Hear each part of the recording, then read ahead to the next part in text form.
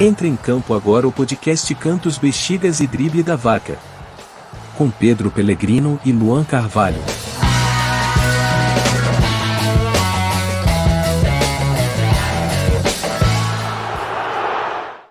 Fala pessoal, bem-vindos e bem-vindas, tá começando mais um Cantos, Bexigas e Drible da Vaca. A gente voltou, estamos com um episódio novo aí, episódio de número 18. Muito obrigado para você que tá acompanhando esse projeto aí, estamos chegando em quase 20 episódios. A gente espera que você esteja com a gente no episódio 20, 50, 100, 200 e todos os episódios que a gente for fazer aí falando sobre futebol. Eu sou o Luan Carvalho, aqui comigo tenho minha dupla de ataque de sempre, né? Aquela dupla matadora, Pedro Pellegrino. Fala, Pedrão. Fala, Luanzeira, beleza? Bom dia, boa tarde, boa noite para todo mundo. Matador, né? Você tá com o boné do Che Guevara aí, tá? Aqui, ó. Che Guevara, São Paulo. E, obrigado a todo mundo aí que tem curtido. Valeu a todo mundo que acessou a última entrevista com o Serginho Chulapa, foi muito legal. Se você ainda não viu, não escutou, acessem lá que tá bem legal. Se inscreva no canal, né? Se inscreva no canal, Sim. Divulgue aí para todo mundo que vamos em frente. A gente tava falando em off quase agora, né, Pedrão, que a gente tá precisando de inscrito aí, galera. Ó, vocês estão assistindo o vídeo, mas não estão se inscrevendo no canal, no YouTube, no Spotify e em outras plataformas. Então, se você tá me vendo aqui no YouTube, ó, tem um botãozinho vermelho aí embaixo. Se inscreve, que ajuda bastante a gente. Nosso projeto tá no começo, a gente quer saber a opinião de vocês, se vocês estão gostando do conteúdo. Se inscreve aí no canal, deixa um comentário pra gente que a gente tá respondendo todos. A gente tá gostando de trocar ideia aí com a galera que tá comentando os vídeos. Então, ó, recado final. Se inscreve aí no canal, beleza? Que a gente tá contando com vocês aí. Pedrão, mais um episódio aí, chegando no 18º episódio. Depois daquela entrevista sensacional que você fez ali com o Serginho Chulapa, ele te contou histórias ali que eu, como São Paulino, também não sabia da carreira dele.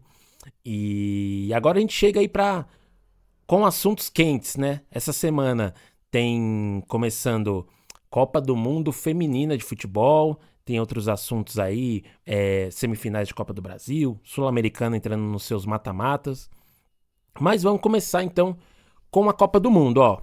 Falando em Copa do Mundo, a gente vai fazer uma introdução aqui do assunto, mas pode ficar tranquilo que a gente vai fazer um episódio depois especial falando só sobre Copa do Mundo Feminina. A gente já tem as convidadas aí no Paint, a gente só tá agendando o dia certinho para trocar ideia com elas. A Copa já começa essa semana e a gente vai fazer um catado aqui do que a gente acha que vai rolar nessa Copa do Mundo Feminina de 2023. Boa. Seguinte, ó, agora, quando você ouvir esse episódio, a Copa já vai ter começado, começa agora na quarta, dia 20 de julho. Essa Copa do Mundo Feminina vai ser realizada em 2 países, na Austrália e na Nova Zelândia. Essa competição da Copa do Mundo Feminina, diferente da Copa do Mundo Masculina, que tá aí desde 1930, a Copa do Mundo Feminina começou só em 1991, tem um pouco mais aí de 30 anos. De lá pra cá, a gente teve alguns campeões aqui, eu vou fazer um catado histórico aqui, ó. A Copa de 1991 feminina foi realizada na China, a campeã foi os Estados Unidos e a vice, a Noruega. Em 95, a Copa foi realizada na Suécia. Quem saiu campeã foi a seleção da Noruega e a vice-campeã foi a Alemanha. Em 1999, a Copa foi realizada nos Estados Unidos e a seleção campeã foi dos Estados Unidos e a vice foi a China. Em 2003, uma nova Copa nos Estados Unidos, mas dessa vez quem foi campeã foi a seleção alemã e a vice foi a seleção da Suécia. Em 2007, na China, essa Copa é muito especial pra gente, a campeã foi a Alemanha, mas quem ficou em vice, em segundo lugar, foi o Brasil. O Brasil chegou na final e acabou perdendo a final para a Alemanha na Copa realizada na China. Em 2011, a Copa foi realizada na Alemanha e a campeã foi o Japão e o vice, os Estados Unidos. Ó, para você ver, o Japão tem um título de Copa do Mundo, hein? Feminina, mas tem um título. Em 2015, a Copa foi realizada no Canadá e de novo os Estados Unidos foi campeão. E nesse ano foi o Japão como vice, então no ano de 2011 foi Japão campeão, Estados Unidos vice. Em 2015 foi Estados Unidos campeão e Japão vice, uma revanche. Em 2019, a Copa foi realizada na França e teve os Estados Unidos como campeão e os Países Baixos, ou vulgo Holanda, como vice-campeã. E agora, na Copa de 2023, vai ser realizada na Austrália e na Nova Zelândia. E a gente espera aí que o nosso Brasil, a nossa seleção canarinha, se consagre campeã. Então, os maiores campeões da Copa do Mundo Feminina: Estados Unidos com 4 títulos, Alemanha 2 títulos, Noruega 1 e Japão 1 título. Então, depois desse resumão aí, Pedrão, Copa do Mundo Feminina, cara, o que você tá achando dessa competição que vai começar agora? Qual que é a sua expectativa para essa Copa do Mundo, que pode ser uma... A gente espera que o Brasil esteja ali nas cabeças, né? É engraçado, né, que você falou um pouco do histórico da Copa do Mundo Feminina. E todas as Copas, os Estados Unidos foi 4 vezes campeão, uma vez vice, em todas as Copas chegou pelo menos na semifinal, né? Sim. Seleção norte-americana dá muito retorno, né, feminina. Eu vi uma matéria em algum lugar agora que a seleção feminina ela dá mais retorno financeiro do que a masculina para os Estados Unidos. Que é uma top mundo, né?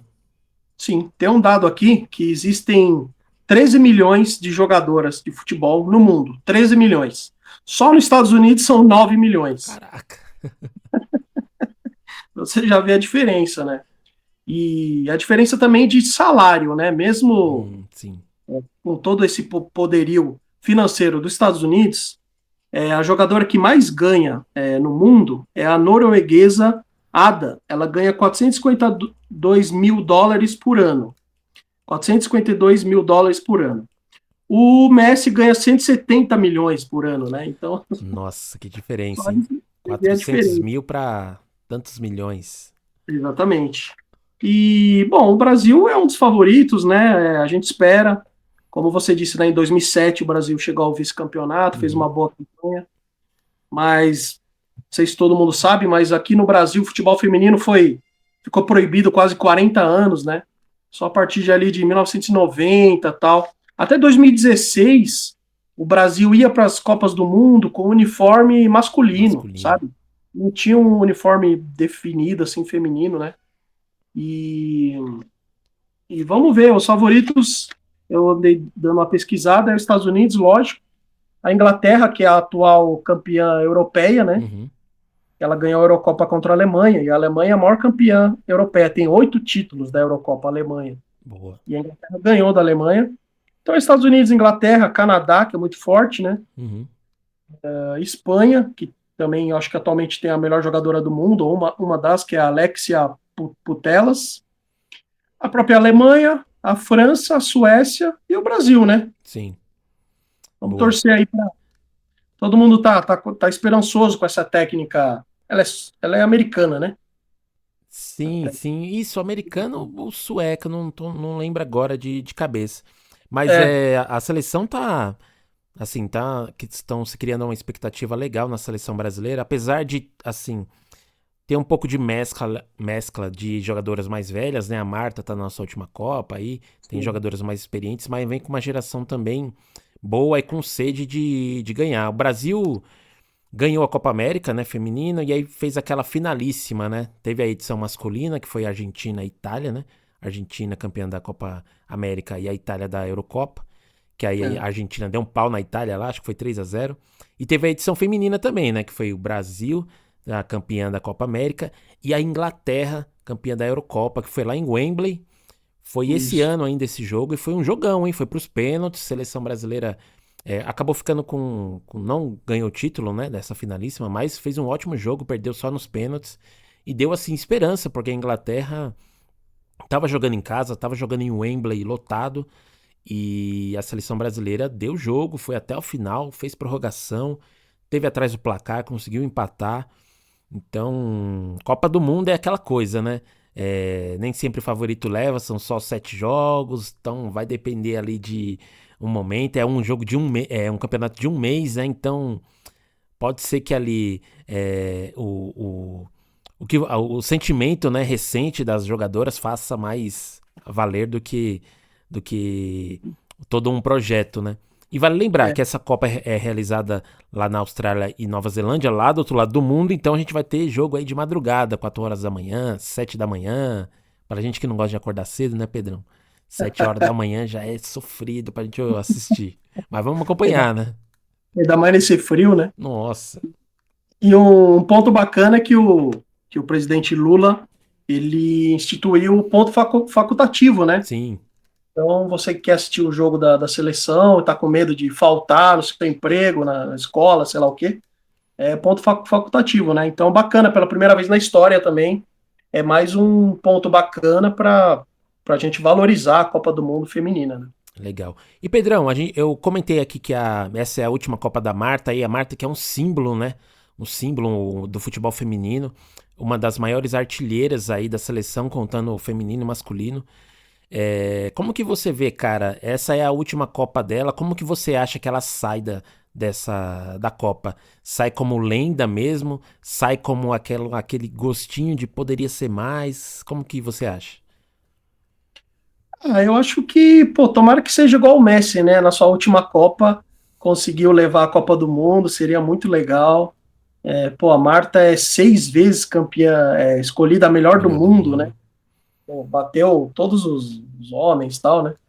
E seria muito legal, né? Muita gente criticou um pouco a convocação da técnica Uhum. do Brasil, que deveria levar a Cristiane, por exemplo, né? Que é uma grande artilheira, hein? Mas, não sei, né? Vamos torcer. Tomara que a Marta faça uma boa Copa. Ela já fez muito pelo Brasil, né? Como a gente disse, da diferença de, sabe, pô, 13 milhões, 9 milhões só nos Estados Unidos. 20% das alunas que fazem ensino médio nos Estados Unidos jogam futebol feminino. Sim. É uma coisa, a diferença abissal, né? Uhum. Mas vamos torcer para a Marta aí. O Brasil já fez grandes campanhas, como você disse, vice-campeonato em 2007, Olimpíada, né? Então, vamos torcer aí para que, sei lá, faça uma boa campanha. Ah, legal. Ela é, assim, essa Copa do Mundo desse ano vai ser, assim, até especial pra mim também, porque eu cheguei a comentar com você, né, que a minha filha agora tá, depois da Copa do ano passado, masculina, parece que o bichinho da Copa mordeu ela. Então ela Aquilo começou a gostar de futebol. Antes ela, assim, eu gosto de futebol, então levava ela no estádio, mas ela não era o passeio preferido dela.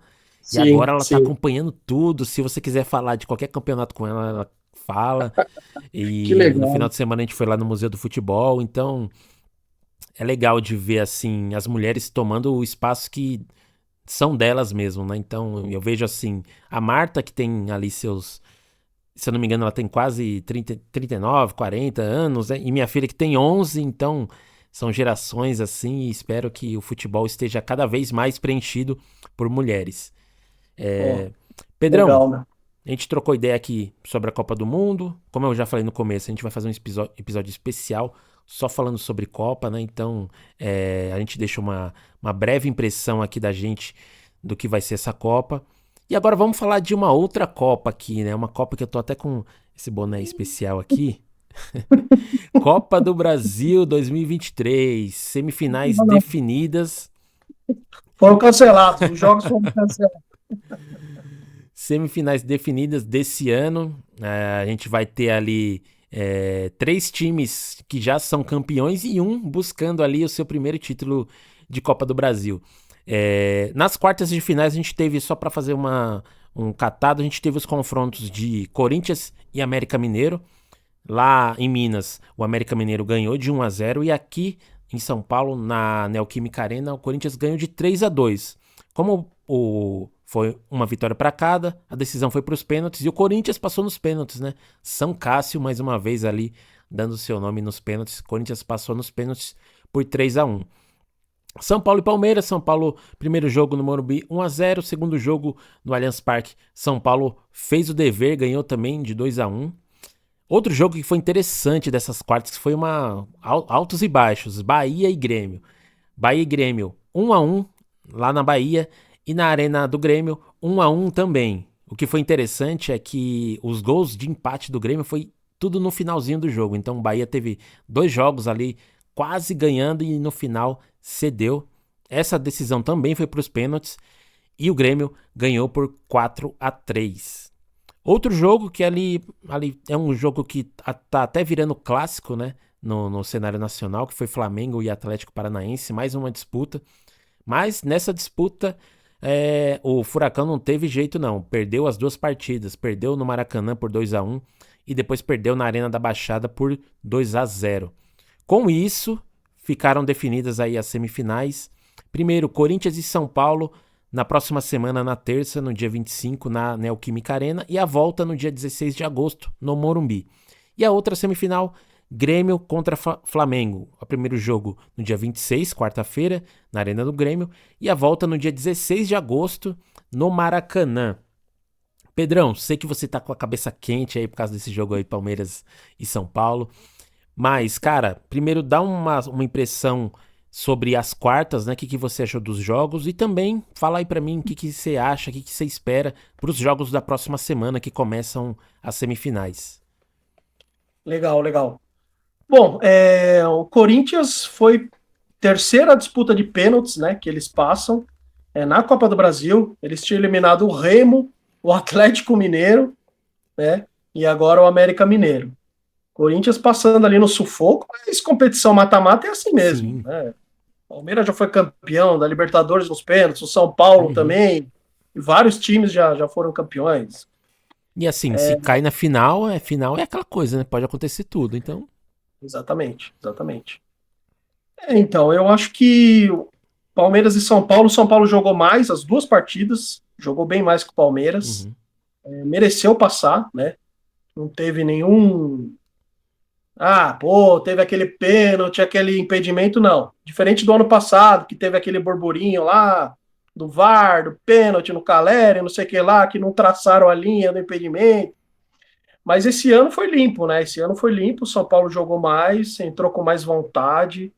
O Palmeiras em baixa, né? Tá bem na Libertadores, é o melhor time da primeira fase. Né? Aí, não sei se... Não é desculpa, né? Jogou mal, tal. Não sei se os caras estão na cabeça na Libertadores ou é isso. O São Paulo entrou melhor, Palmeiras com alguns jogadores em baixa, quase todo mundo, Rony, Veiga, todo mundo, né, meio baleado.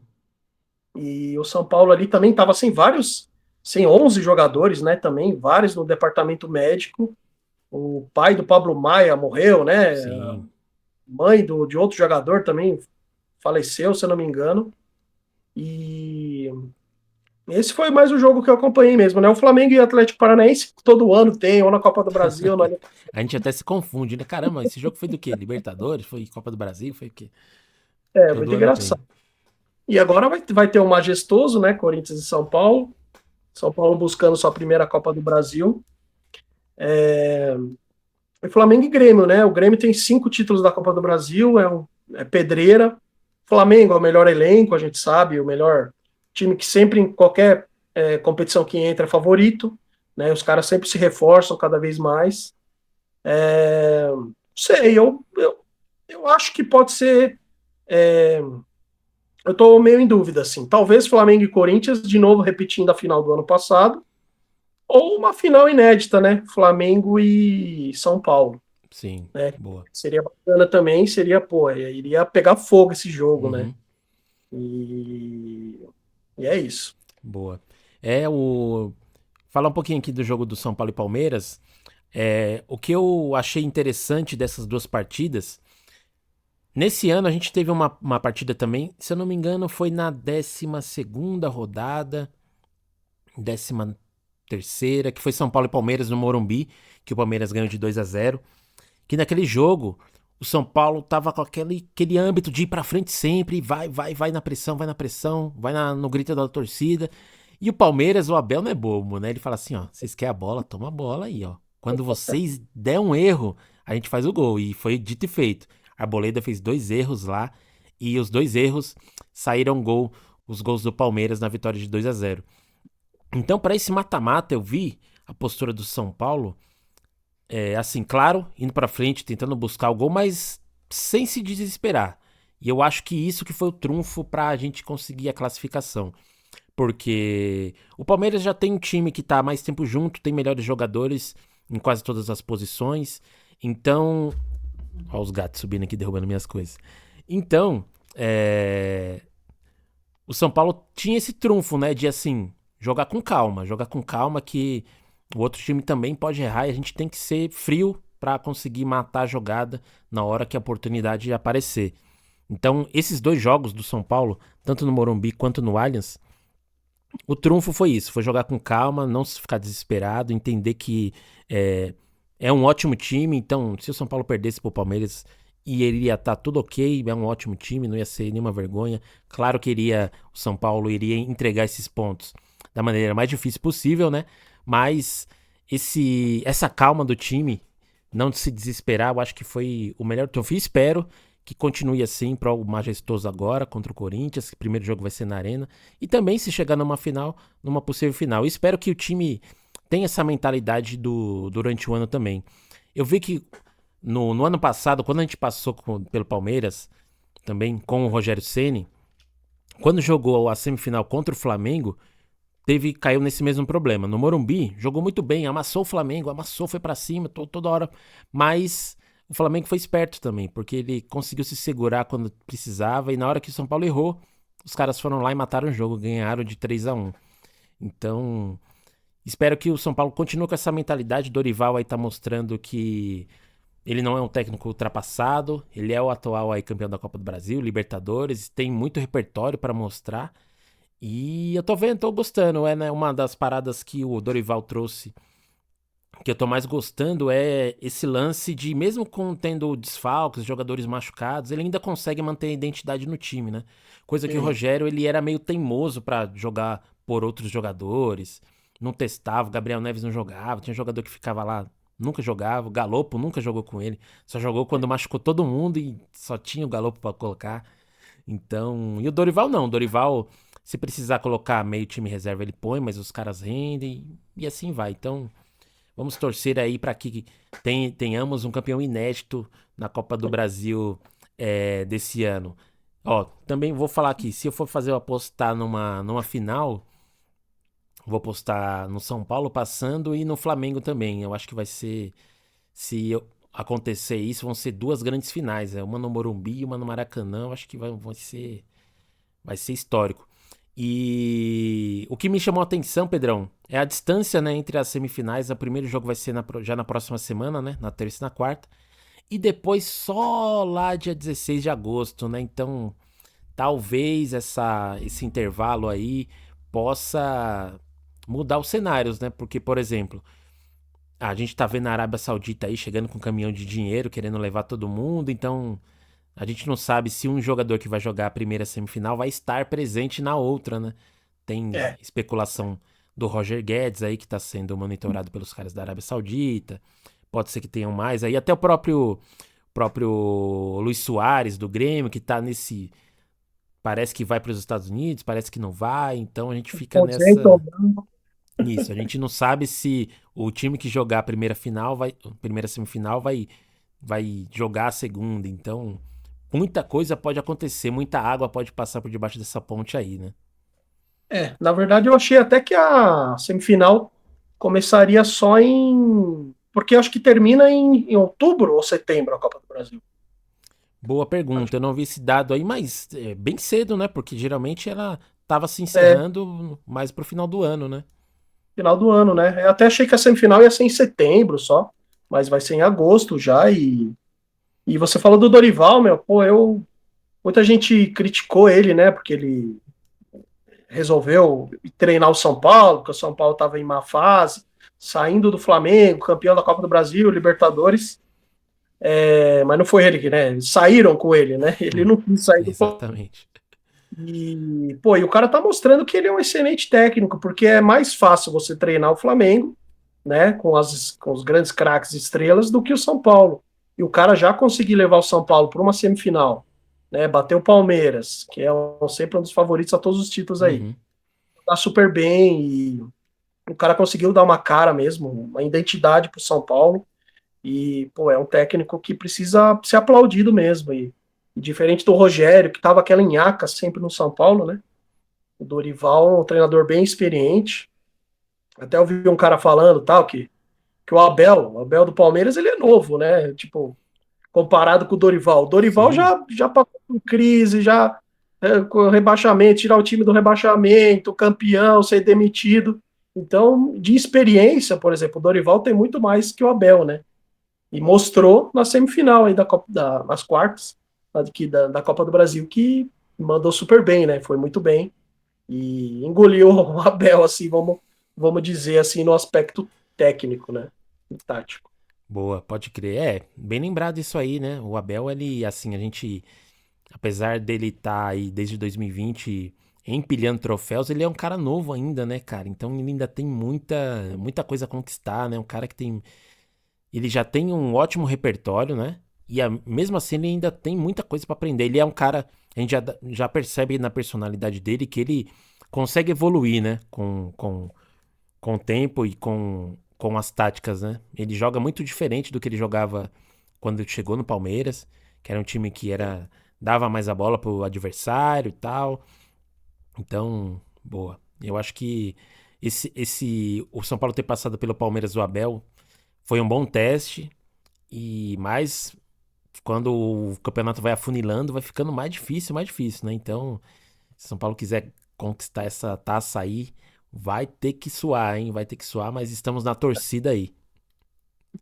Não, até a questão de o Abel tomar muito amarelo, ser expulso, eu vi uma última entrevista dele falando, ele falou assim, ó, Palmeiras, pode mandar os advogados embora, que agora eu vou me comportar, parei com esse negócio, porque eu acho que é o ideal, né? Porque assim, muita gente já não gosta dele, já enche o saco dele, tem xenofobia, tem as críticas que são com razão e tem aquelas críticas meio idiotas, né? Uhum. Mas ele sendo tomando cartão toda hora, sendo expulso, fazendo aqueles dramas que ele faz, ele acaba sendo mais odiado ainda. Então agora, se ele se mantiver ali, sabe, quieto, numa boa, sabe, reclama um pouquinho, né? Eu acho que ele vai crescer também mentalmente, vai crescer mais forte, vai dar mais força ainda para os jogadores, né? E eu acho que é bacana, a pessoa tem que evoluir, como a gente falou do Dorival, né? O Dorival já passou por tudo na vida, dentro do futebol, foi jogador, né, no Brasil, depois técnico. Então o Abel tem que mudar também nessas coisas de ficar reclamando, que eu acho que isso tirou um pouco do foco do Palmeiras também, de achar que tudo é culpa da arbitragem, porra, e não é assim, meu. Uhum. Sabe, todos os clubes são prejudicados, são ajudados. Tem alguns erros que muito estranho, né, que a gente acha estranho pra caramba, mas se você ficar só focado no erro da arbitragem, seu time não joga também, né? Qualquer coisa você vai falar, vai dar desculpa de que foi o juiz. Aí também fica mais fácil até. Boa. Pedrão, deixa eu fazer uma pergunta pra você aqui, fugindo até um pouco da nossa pauta aqui, já que a gente entrou na questão Palmeiras. Cara, depois dessa eliminação aí, a torcida veio com mais pressão ainda, buscando reforços, né, pro time e tal. Já é uma parada que, desde o ano passado, né, quando já tinha ali o Scarpa vendido, a torcida já tava, pô, e aí, quem que vai vir pro lugar do cara? Onde que tá o dinheiro das vendas? Aí tem dinheiro da venda do Endrick e não tá repondo. Como que você tá vendo aí, mano, essa questão? A gente tá atualmente numa janela de transferências aí. Você espera que venha algum nome pro Palmeiras agora, um nome de peso? Esse negócio de venda de jogadores.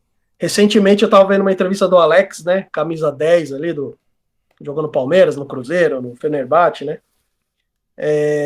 E aí ele conta que quando ele foi vendido pro Parma, né? Até hoje ele fala que não viu a cor do dinheiro, né? Sumiram com o dinheiro, ninguém sabe. É engraçado. Futebol brasileiro meio. Acontece umas coisas inacreditáveis, né? Bom, o Palmeiras tem essa política de não gastar nada, né? E de não contratar ninguém também, de apostar só na base, na base, na base. Eu acho que está um pouco agora exagerado, tá meio errado, entendeu? E assim, só esse ano o Palmeiras vendeu, dispensou, emprestou, sei lá, 10 jogadores no começo da temporada e chegaram dois só, entendeu? Então essa soma aí tá errada, né? Se você dispensa 10 jogadores, no mínimo vou chegar a 5, vai. Sim. Se você quer apostar na base aí e tal, para ficar um equilíbrio legal. Senão o Abel fica trabalhando com um elenco curto o tempo todo, sabe? Pô, e você, exatamente contra o São Paulo. Não, você coloca um garoto de 16 anos, que é o Endrick, e um outro de 17, que é o Luiz Guilherme. Não, vai lá, resolve. Agora você tem que resolver. porra, não é assim. Era hora de ter uma figurinha carimbada, sabe, um jogador mais de nome para tentar resolver. Por exemplo, contrataram o Arthur. O Arthur chegou super bem no Palmeiras, né, já fez 10 gols. Só que contrataram o cara sabendo que ele não podia jogar a Copa do Brasil. Então, porra, meu, contratasse outro, dois, né? Um que jogasse a Copa do Brasil, outro que Brasileirão e Libertadores. E o Palmeiras tem uma dificuldade em contratar que é muito estranha, né? Muito estranha. A gente vê o Flamengo contratando pra caramba e ganhando, e ganhando. E assim, se você não contratar e você não for campeão, aí que você não vai ter dinheiro para contratar, né? E o Palmeiras, como você disse, do Hendrick, foi 400 milhões. É lógico que esses 400 milhões não chegaram tudo de uma vez, porque ele precisa de umas cotas, tal, precisa fazer número de jogos, para daí chegar toda a grana inteira. Mas você não sendo campeão, vai ser mais difícil ainda você contratar. Eu vi que o Palmeiras está tentando, né, alguns jogadores aí, mas sempre o Anderson Barros fala que os valores assustam, né? Então é meio difícil. A Leila fala que pelo menos o avião, né? Ela comprou o avião, né? Mas Essa eu foi acho a que piada na última semana do essa foi a avião. piada. O avião, coloca o avião para jogar, né? O avião vai fazer gol, né? Mas eu acho que, pô, meu, o Palmeiras não precisa contratar o Messi, Luiz Soares, Cristiano Ronaldo. Mas, meu, pelo menos uns dois, três ali para reforçar, né? Uns caras do nível do Arthur. Por exemplo, vendeu o Danilo. Eu já sabia há um ano que ia vender o Danilo e não trouxe ninguém pro lugar, entendeu? Trouxe o Jailson, que no começo até começou a jogar bem, depois se machucou, né? E aí o Scarpa saiu, veio o Tabata que, puta, veio, já saiu, né? Sim. Foi muito mal. Então o Palmeiras também tá dando azar em alguns jogadores que contrata e não estão desempenhando bom futebol. Os atacantes, o Flaco Lopes, que eu acho um bom jogador, mas a torcida pega muito no pé dele, e também não tem muita uma sequência de jogos. No começo do ano ele estava sendo titular, fazia gol, e aí de repente parou de entrar. São coisas que acontecem no futebol que a gente não entende, né? E o Abel disse também recentemente que mudou essa política, que antes só podiam 5 estrangeiros, né? E agora podem 7. E aí ele liberou o Merentiel, que também fazia gol pra caramba, uruguaio, se eu não me engano, por causa dessa política aí de que só podia 5 estrangeiros, e hoje pode 7, senão ele não teria liberado, né? Então são algumas coisas que tá acontecendo, assim, que tá dando tudo errado, né, praticamente. Mas, mesmo dando tudo errado, como eu falei antes, o Palmeiras fez a melhor campanha da Libertadores, né? Vai pegar o Galo agora, vai ser um jogaço, né? O Felipão também ainda não conseguiu uma vitória no Galo, e de novo, né? Em 2021, 22 e esse ano, Palmeiras e Galo na Libertadores, mata-mata da Libertadores, e vão ser 2 jogos. E não sei, vamos esperar aí, ver se chega, pelo menos. Parece que o Palmeiras está quase contratando um jovem jogador da Ponte Preta, tem 21 anos, é um dos maiores promessas da Ponte Preta, mas a torcida já tá enchendo o saco. Que Sim. jogador da Ponte Preta, nada. Não quer promessa, né? Que é um cara que chegue pra vestir a camisa e jogar, né? Falavam no Wendel, né, que o Palmeiras estava atrás, mas os valores assustaram. Eu acho que o Anderson Barros, todo mundo fala que ele é uma boa pessoa, os jogadores adoram ele consegue renovar o contrato dos caras, né? O Palmeiras está com o mesmo time aí há quase 3 anos, tirando o Scarpa e o Danilo que saíram. E os jogadores gostam muito dele, o Abel gosta muito dele. Mas para contratar, ele é um cara muito introvertido. Ele é um cara que não sabe conversar direito. Sim. A entrevista coletiva dele que ele deu após Palmeiras e São Paulo foi ridícula. O cara, ele parecia que estava... Ele mostrou ali que ele é incompetente, sabe? Ele foi para uma entrevista dizendo que o Palmeiras, mais ou menos assim, que está há 2 anos tentando contratar um volante, meu. Pô, como assim, meu? É o Palmeiras, não é a Portuguesa, com respeito à Portuguesa, mas, pô, você tem dinheiro e você não consegue contratar um volante? Aí eu vi até tem um canal no YouTube, puta, esqueci o nome do cara. Ele fez 2 vídeos, em cada vídeo ele indica 5 volantes pro Palmeiras contratar. E o cara nem é palmeirense, tá? Muito legal o vídeo do cara. Então eu acho que o Palmeiras precisava, de repente, ter um diretor de futebol mais atuante, sabe? Mais ofensivo, porque o Anderson Barros está muito mole.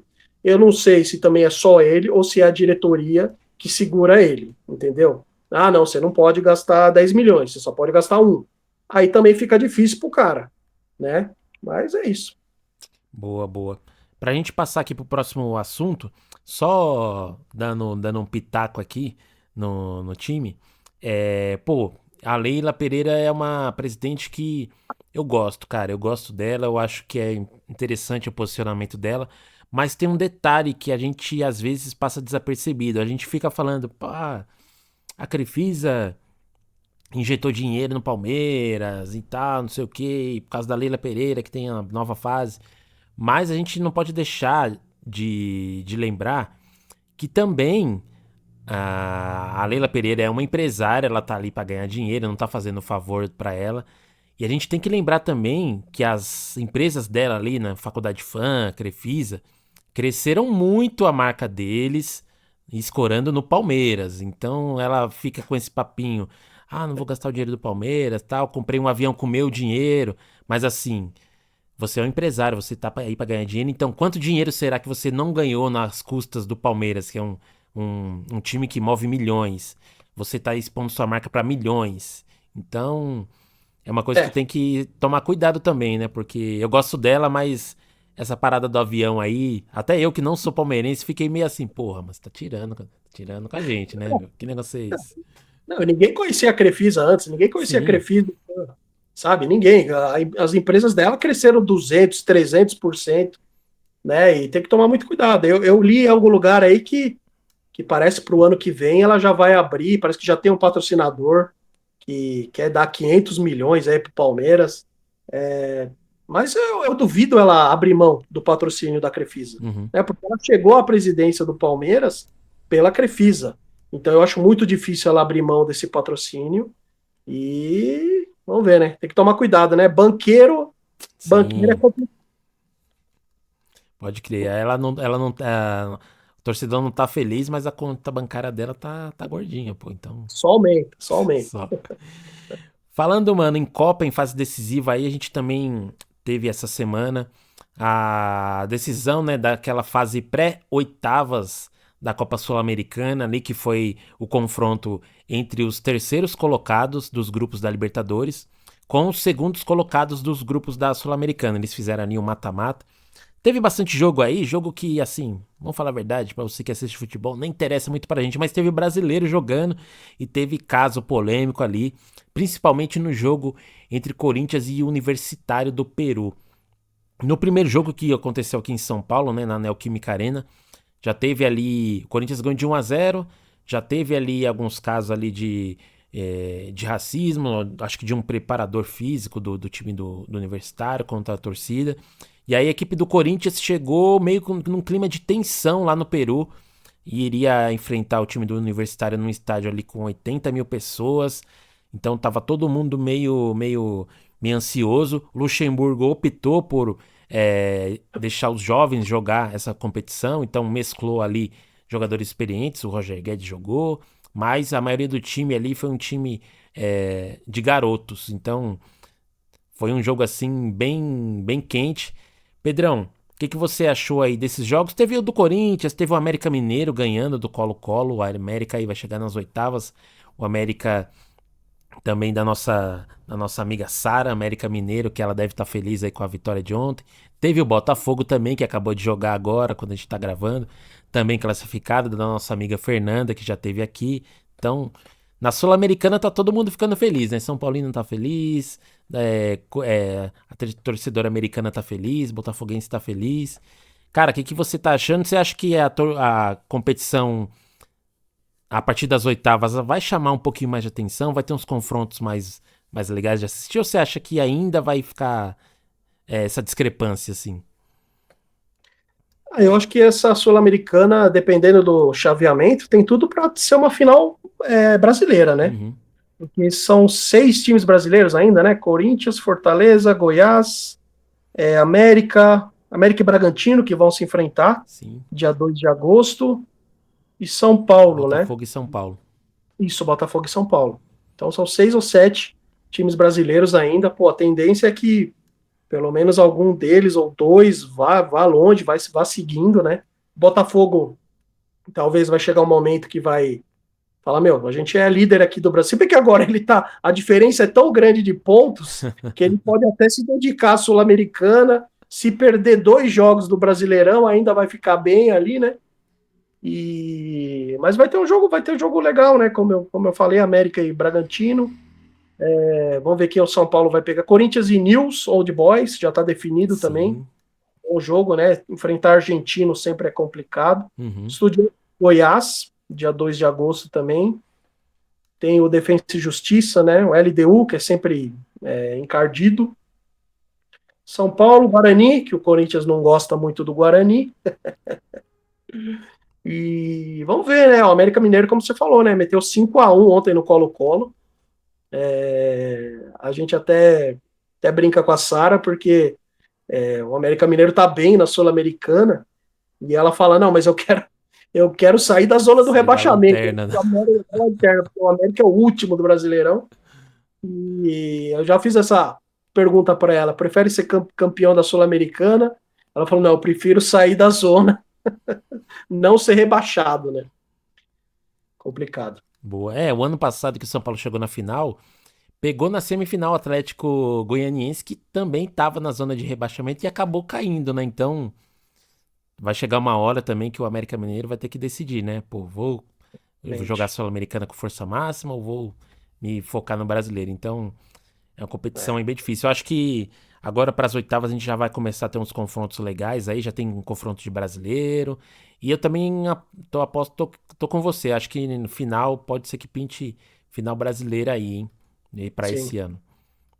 também acho. Boa. Falando em brasileiro, a gente agora vai falar sobre o nosso querido e amado Brasileirão, que tá chegando aí na reta final do primeiro turno. A gente vai ter agora, tem mais 3 rodadas, né, pro final do primeiro turno. Sim. Botafogo já disparou lá na frente, já tem a melhor campanha aí dos pontos corridos. Pedrão, o que você tá achando desse primeiro turno do Campeonato Brasileiro? Você acha que o Botafogo aí tá com pinta de campeão mesmo? Vai segurar a bronca até novembro, dezembro? E nas outras partes da tabela, rebaixamento e tudo mais, Libertadores, você acha que ainda vai ter muitas mudanças ou não? O Botafogo, acho que só uma tragédia tira esse título dos caras. Mesmo ele perdendo 2 partidas na sequência, os outros times ganhando tudo. Dificilmente ele E, vai pô, perder mudou de 3 em sequência. técnico, né? Mudou de técnico e mesmo assim o time tá Pô, ganhando. eu lembro que em 2009 o Palmeiras mudou de técnico, estava na frente, mudou de técnico, foi uma tragédia. Não classificou nem para Libertadores, naquela época era só G4, né? E, e esse campeonato a gente nunca imaginou que o Botafogo ia liderar, ainda mais fazer essa campanha, são 15 jogos, 13 vitórias, né? É uma campanha maravilhosa. Acho Uhum. que nem o mais fanático botafoguense iria imaginar que iria acontecer isso. Eu acho legal porque um time grande, né? A gente fez até um episódio especial sobre isso, times que estão na fila do Brasileirão, e a última vez que o Botafogo foi campeão foi em 95. Então seria muito legal ele ser campeão. Pô, vai dar uma alegria enorme aí para os cariocas que, pô, há muitos anos que só viu o Flamengo ganhando, Flamengo, Flamengo. E esse ano eu até achei que o Fluminense ia bem no Brasileirão, ainda Sim. tá em sexto ali, né? Tá em quinto lugar, empatado junto com São Paulo e Palmeiras ali, os 3 com 25 pontos. Mas eu acho que não vai mudar muita coisa, não. Talvez o Atlético Paranaense suba um pouco, o Galo tá mal, né? O Galo tá em 12º lugar. E Santos e Corinthians, muito mal também. A gente até já falou isso num episódio anterior. Né? O Corinthians e Santos têm 4 vitórias só no campeonato. E o Vascão, né? Falando de outro carioca, com 2 vitórias no campeonato inteiro. É uma tragédia, né? Uma tragédia. Time grande ser rebaixado é triste. O Vasco, você comentou do Vasco, né? O time do Vasco não conseguiu fazer nenhum gol em casa em São Januário. Então, ou empatou em 0x0 ou perdeu. Então, cara, não sei não. O Vasco. Eu também tô com você, mano. Eu acho que o Campeonato Brasileiro tem, assim, suas disputas internas, mas eu acredito que Botafogo também leve. Pode ser que ele fique um pouco mais apertado pra reta final, mas o time já passou pelos testes, né, que tinha que passar. tá com um time, com a base de um time desde o ano passado, né? O técnico acabou saindo, mas o Caçapa ficou interino aí, ganhou os jogos, chegou o técnico novo hoje, ganhou também. Então, eu acredito que o Botafogo consolidou ali o seu elenco, consolidou o seu time, então, e já passou pelos testes, né? Não fez um campeonato carioca muito bom, não chegou nem na final, mas tá consolidado, o time tá entrosado. E é bom ver um time diferente assim, né? Lá no topo da tabela, né? A gente que tava acostumado aí nos últimos 4, 5 anos, tem uma disputa ali interna, Palmeiras, Flamengo, às vezes o Galo aparece. Então é bom ver um time com uma identidade diferente para o campeonato crescer, né? O campeonato cresce quando tem uma disputa mais acirrada assim. E espero também, né, que o G4 continue do jeito que tá. São Paulo na quarta posição, pra mim tá mel na chupeta. Pra mim tá ótimo voltar na Libertadores ano que vem pra conseguir uma graninha a mais e voltar a disputar uma Libertadores, que é a competição que o São Paulino gosta tanto. Se ganhar a Sul-Americana, vai para Libertadores também, né? Isso, vai direto também. Vai direto. Legal. Então, a gente tá aí na. E também acho que, putz, cara, pra zona de rebaixamento. O que é engraçado é o Santos, né? O Santos que tá jogando mal, tá perdendo. Mas o time ainda não beliscou a zona de rebaixamento, né? Tá em 15º agora, se eu não me engano, 14º. É. Mas. E até que tá ativo, né? Nessa janela de transferência, tá contratando uma galera aí. Conseguiu vender o Bauerman lá, né, pro futebol da Turquia, ele que estava envolvido lá com o escândalo de apostas. Teve uma pena assim que eu achei branda demais, acho que foram só 12 jogos de suspensão. Todo mundo estava achando que ele iria ser banido do esporte. Acabou pegando só 12 jogos, foi lá pra Turquia e, bom, já que ele pegou só 12 jogos, vamos torcer para que ele tenha aprendido a lição, né? Não venha mais com esquema de aposta pra gente. Então também acho que ali é zona de rebaixamento. Muito dificilmente, Sara, desculpa, mas eu não sei se o América suporta. Apesar de os últimos 2 jogos do América que eu vi, que foi contra o Corinthians no sábado e ontem da Sul-Americana, o time joga bonitinho, redondinho, mas não pode deixar se distanciar muito, né? Depois lá na frente, quando. Então, Ameriquinha, se você quiser sair aí da zona de rebaixamento, foca no Brasileirão nesses últimos jogos aí, para iniciar o segundo turno com um pouquinho mais de esperança de permanecer na Série A pro ano que vem. Então é isso, né? Brasileirão chegando ao final. A gente vai falar aqui de um caso também que foi o que mais deu notícia aí nas últimas semanas. Foi o caso do meio-campista, atacante, Luan, do Corinthians, meu xará. Cara que tá ali no Corinthians, vai fazer 4 anos, né? Tem um contrato aí até dezembro desse ano, tá encostado, não teve oportunidades com os últimos técnicos aí. Ele teve uma entrevista recente aí em um podcast falando que, pô, tava bem, que pediu oportunidade pro Luxemburgo e tal. Mas uma coisa é certa, a torcida não quer ver a cara dele, não quer ver ele vestindo a camisa do Corinthians. Tanto isso que foram atrás do cara no motel. Tava ele, uns amigos, mais umas 10 garotas. E os caras conseguiram achar o maluco lá dentro. Lá deu merda, claro. Foram lá, pediram na educação, né? Na educação do torcedor, levaram ele na porrada de lá. E depois desse caso aí, teve uma especulação de que o Renato Portaluppi, Renato Gaúcho iria querer ele lá no Grêmio, mas é um salário muito alto. Ele parece que topou ter uma diminuição no salário, mas o Corinthians também não quer liberar ele de graça e perder, muito mais do que ele já tá perdendo, né, com o jogador. Pedrão, pra você, o que você tá achando desse caso do Luan aí? E me conta, mano, o que você acha da carreira desse cara? Você acha que ele ainda vai conseguir jogar bola profissionalmente, em qualquer clube que seja, ou você acha que ele tem que pensar em outras coisas, buscar uma ajuda profissional? O que você acha, mano, desse cara? O Luan a gente compara muito com o Lucas Lima, né? Aquele que surgiu no Santos, passou no Palmeiras, Fortaleza, voltou para o Santos agora. Que os dois foram contratos longos, né? O Palmeiras lembro que fez um contrato de 5 anos com o Lucas Lima. E assim, ele só jogou bem em 2018, no Brasileirão ali, ele foi importante. O Palmeiras foi campeão brasileiro. Ele foi o jogador que mais disputou partidas pelo Palmeiras naquele Brasileirão. Uhum. Mas de resto, nos 5 anos que ele ficou, foi uma lástima, né? E o Luan surgiu como uma grande promessa ali, uma grande realidade em 2017, foi campeão da Libertadores com o Grêmio. Todo mundo achando que o cara, o cara ia pro Foi o rei Barcelona, da Real Madrid, América, né? Naquela competição, melhor jogador na Libertadores. verdade. Deve ter se deslumbrado, a fama, muito dinheiro, né? E eu acho que tá na hora dele ir procurar outros ares também, assim como o Lucas Lima fez, e até tá jogando razoavelmente no Santos. Santos. O Ganso, né? O Ganso falavam também que estava acabada a carreira dele, e ele vem fazendo boas partidas, ótimas partidas pelo Fluminense. Então, às vezes, ele voltando para a casa dele, que é o Grêmio, né? O Luan, talvez ele se sinta mais feliz ali, né? Ou, pô, e. Mas é estranho, né? Esse negócio de. É lógico que eu sou contra, tal, o jogador, a torcida ir lá e dar porrada no cara no momento de lazer dele. Mas uma vez eu vi o Marcos, né, o goleiro do Palmeiras, falando que é muito simples, meu. O time tá bem, você pode sair. Agora o time tá na zona do rebaixamento, só perde. Meu, fica em casa, meu. Fica em casa, porque a chance de Pô, você faz uma encontrar festa em casa, né? Chama os amigos, chama as garotas, mano. Dentro da sua casa ninguém vai ver, velho.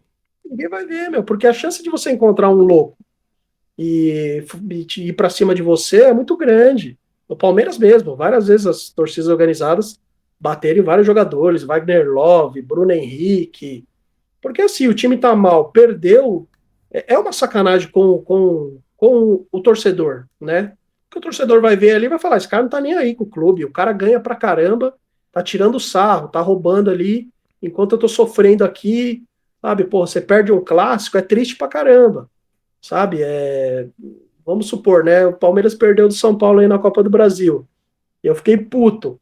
Imagina se eu fosse no restaurante ou sei lá, no Villa Country, por exemplo, chega lá, tá o Dudu, o Rony, pô, você fica meio Aham. incomodado, né? Você fala, pô, esses caras não estão nem aí, meu, né? Então é foda, é foda. Eu acho que o jogador tem que colocar um pouco a mão na consciência e respeitar o próprio. Porque assim, a carreira do jogador é curta, né?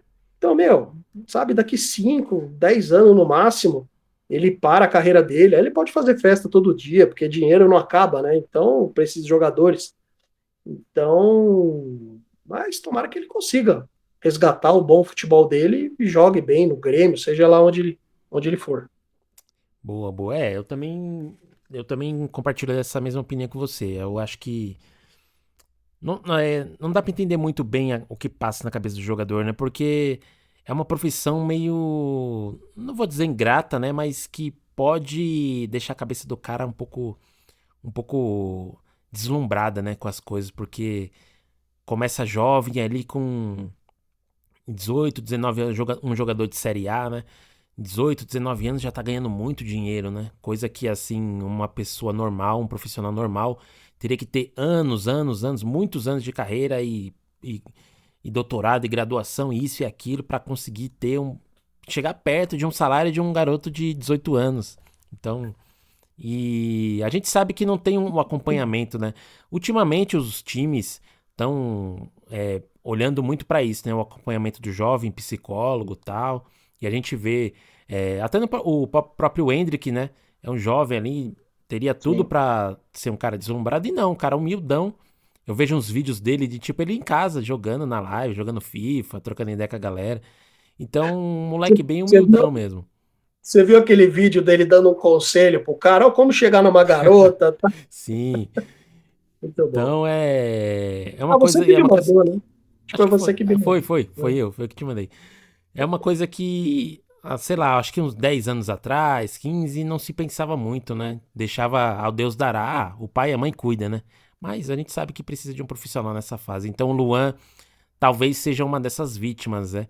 Mas se ele quiser, se ele tiver ali uma rede de apoio, não ficar indo muito nas ideias de parça, de amigo, de zoeira, de festa e focar em jogar futebol nesses últimos anos que ele tem de carreira profissional, eu acho que ele pode recuperar um bom nível técnico de futebol.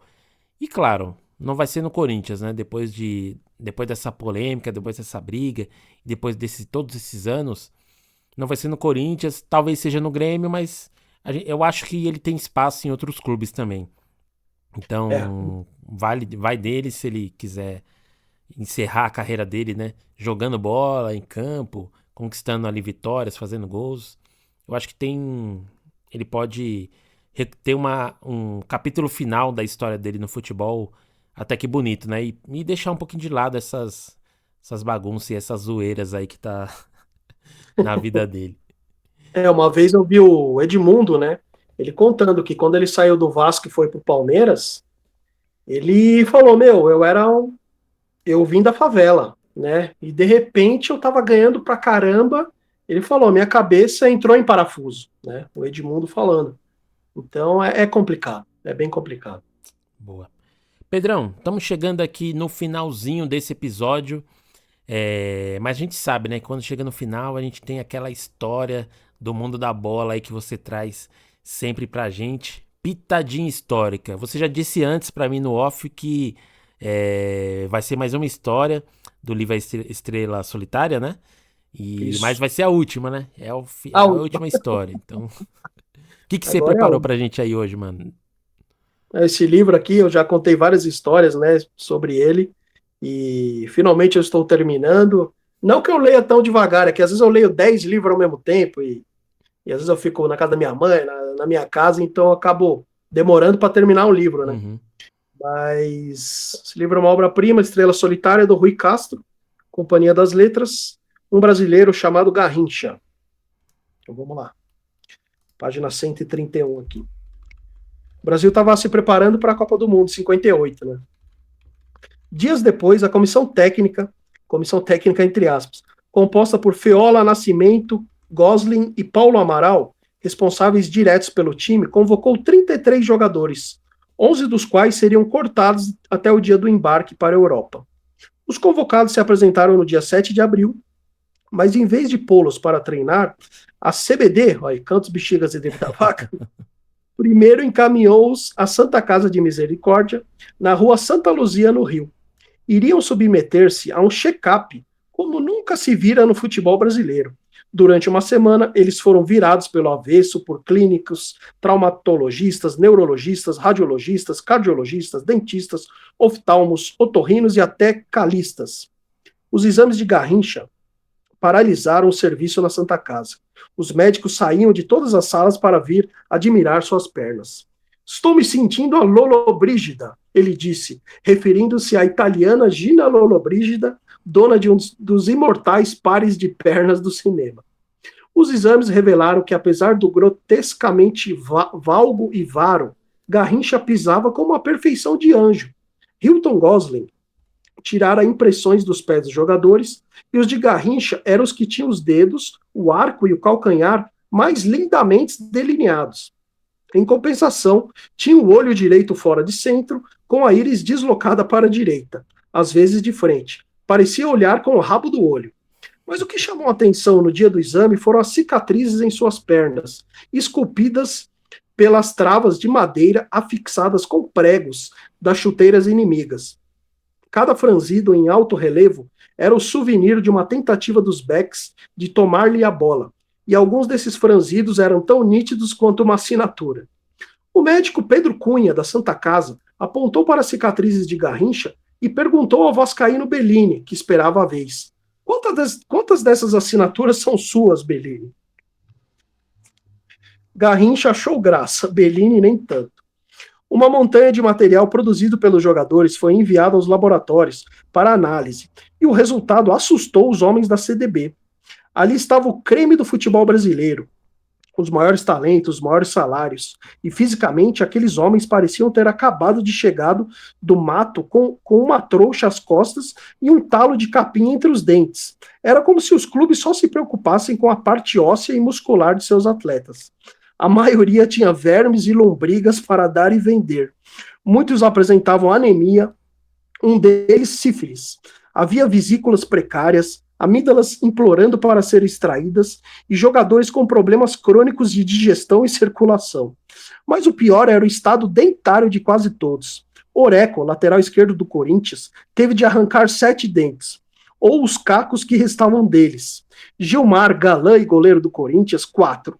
Pepe, ponta esquerda do Santos, 3. Além de passar por uma cirurgia geral das gengivas. O próprio Garrincha deu adeus a mais um dente, já perdera quase metade do teclado superior esquerdo. Os dentistas se atropelavam na faculdade de odontologia para dar conta do trabalho.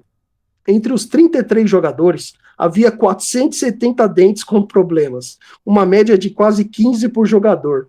O total de extrações chegou a 32, perfazendo uma dentadura completa. E não porque a CBD quisesse que eles sorrissem bonito na fotografia. As seleções do passado nunca haviam tomado essa precaução. E os focos infecciosos iam doer na Europa. O dentista da seleção, o Dr. Mário Trigo Loureiro, sofria de uma incurável joia de viver. Contava uma média de 30 piadas por hora, incluindo as gargalhadas, e tornava um tratamento de canal mais hilariante que a PRK-30. Os jogadores não paravam de rir, mesmo com a boca cheia de ferrinhos. Quando a seleção viajou para Poços de Caldas e Araxá, Trigo seguiu com ela, levando o boticão e as piadas. O único a encontrar uma explicação para a inestancável alegria do dentista foi Garrincha. Claro, não é ele que senta na cadeira.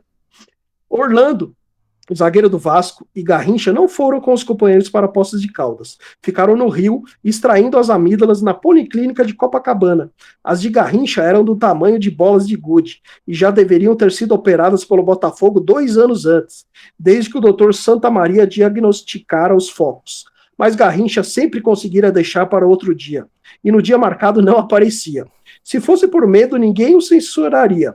Uma extração de amígdalas nos anos 50 produzia tanto sangue quanto se o paciente tivesse sido operado por Jack o Estripador.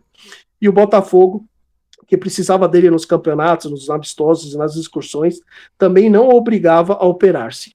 Mas na seleção, o médico da Policlínica, Dr. Antônio da Costa Cruz, falou grosso: ou opera ou não joga. Pela primeira vez, Garrincha curvou-se a um poder maior e abriu a boca para receber a assustadora agulha da anestesia. Surpreendentemente, não teve medo. Submeteu-se com a indiferença à agulhada na garganta e ao estrangulamento da primeira amígdala. O sangue esguichou como um chafariz da Praça Paris, e ele nem piscou. Com a segunda amígdala, a mesma coisa. Depois divertiu-se com uma pilha de potinhos de sorvete de creme. Os médicos do Botafogo tinham motivo para ficar irritados. Se não era por medo, por que preferiria sofrer com os bolsões de pus na garganta durante todo aquele tempo? Jogar inúmeras vezes sem condições. Na partida do combinado Botafogo-Flamengo contra o Ron Verde, um ano antes, estava com 39 graus de febre. Os repórteres foram ouvi-lo na Policlínica. O médico proibira Garrincha de falar nas horas seguintes, mas autorizou que o entrevistassem, se ele se limitasse a fazer que sim ou que não com a cabeça. Enquanto as perguntas foram as óbvias, Garrincha seguiu a instrução. Mas quando um repórter perguntou por que finalmente aceitaram operar-se, Garrincha esqueceu-se e produziu um som que parecia saído de uma perereca. O doutor me marcou firme.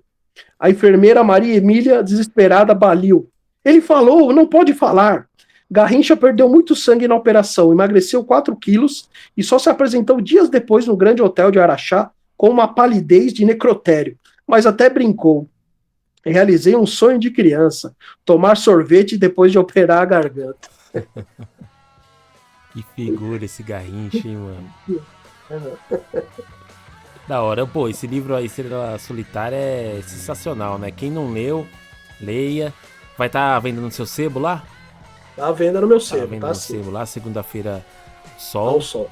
Então, pô, sensacional. Pedrão, valeu, mano. Mais um episódio aí, chegando ao fim. Valeu pela presença. Tamo junto aí nesse projeto maravilhoso. A gente tá bem feliz aí com os últimos números da gente, mas vale lembrar o que a gente falou lá no comecinho do episódio. Se inscreve aí no nosso canal, galera. Se inscreve aí, deixa um comentário, deixa um like no vídeo, compartilha no seu grupo de futebol lá no WhatsApp. Eu tenho certeza que você tem um grupo de WhatsApp no futebol, que todo mundo é especialista em futebol, então manda esse vídeo lá pra eles, pra vocês depois terem assunto pra discutir durante a semana. Pedrão, quer deixar um recado final aí? Valeu a todos, valeu Luan, se inscreva no canal aí, pessoal, divulguem para todo mundo, com um amiguinho. Lembrando que o Luan tem um excelente podcast chamado Carbono, que ele fala de música. Eu tenho outro podcast de futebol, que é o Cinco Coroas. E é isso, vamos em frente, que atrás vem gente. E um abraço do Careca e do Cabeludo. Valeu. É nóis.